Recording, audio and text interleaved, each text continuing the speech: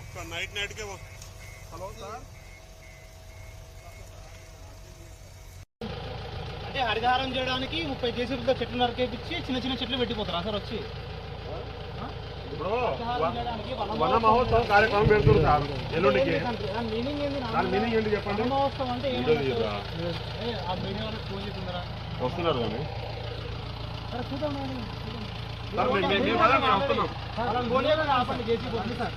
మీరు కూడా రండి సార్. మీ ప్రొటెక్షన్ మాకు కావాలి.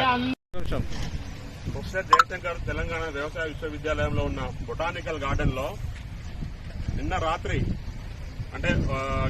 దాదాపుగా ఒక 15 నుంచి 20 జేసీబీలు వచ్చి ఇక్కడున్న ప్లాంట్స్ ని తొలగించడం జరిగింది. అదే క్రమంలో మేము వచ్చి వాళ్ళని అడగడం జరిగింది, ఎందుకు చేస్తున్నారు, దేని ప్రకారంగా చేస్తున్నారు, మీరు దేనికి చేస్తున్నారు అని చెప్పి అడగడం జరిగింది. కాకపోతే నైట్ అది అర్ధరాత్రి తొలగించడం వల్ల మా స్టూడెంట్స్ అందరూ ఏకదాటిగా మూకుమ్మడిగా ఇక్కడికి వచ్చేసి ఈ ప్రాంతాన్ని మొత్తము అసలు మీరు ఎందుకు చేస్తున్నారు అని చెప్పేసి ప్రశ్నించడం జరిగింది, వాళ్ళని అడ్డుకోవడం జరిగింది.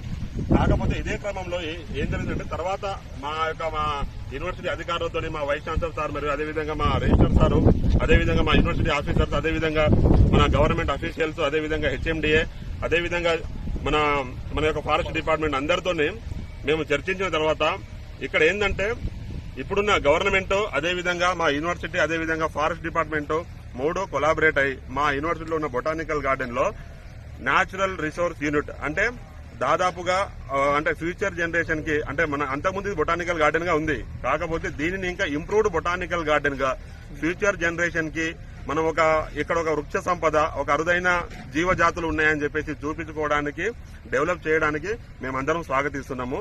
దయచేసి అదేవిధంగా మేము ఒకటి కూడా కోరుకుంటున్నాం, ఈ డెవలప్ చేయడమే కాకుండా ఈ డెవలప్ చేసేదాన్ని మేము స్వాగతిస్తున్నాము. దానికి we are very happy for that. But the thing is మీరు డెవలప్ చేసిన తర్వాత అదేవిధంగా ఇప్పటికే మా యూనివర్సిటీ చాలా అన్యక్రాంతం అయిపోయింది. దాదాపు డెవలప్ చేసిన తర్వాత మళ్ళీ ఈ యూనివర్సిటీ భూముల జోలికి లేకుంటే దీన్ని మళ్ళా వేరే రకంగా వాడుకోవడానికి దయచేసి ఎట్టి పరిస్థితుల్లో చేయకూడదని చెప్పేసి కూడా మనవి చేసుకుంటున్నాము. అదేవిధంగా రేపు వన మహోత్సవం కార్యక్రమానికి విచ్చేస్తున్న గౌరవ ముఖ్యమంత్రి గారు, అదేవిధంగా డిప్యూటీ సీఎం గారు, అదేవిధంగా కొండా సురేఖ గారు వచ్చి వన మహోత్సవ కార్యక్రమానికి రావడానికి కూడా మేము స్వాగతిస్తూ ఈ యొక్క బొటానికల్ గార్డెన్ ను డెవలప్ చేయడానికి సహకరిస్తున్న ప్రతి ఒక్కరికి మేము ధన్యవాదాలు తెలుపుతున్నాము.